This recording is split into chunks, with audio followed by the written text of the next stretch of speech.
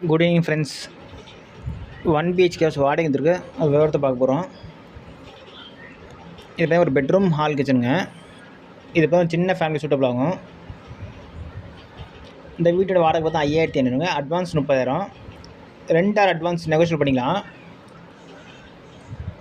Bedroom நீட்டாக self laptop கொடுத்துருவாங்க. இது பார்த்தா கிரவுண்ட் ஃப்ளோருங்க, தெற்கு வாசல்.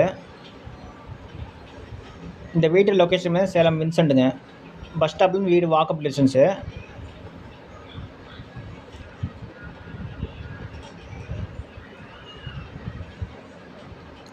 இது கிச்சன் லைட்டாக செல்ஃப் லாப்டாப்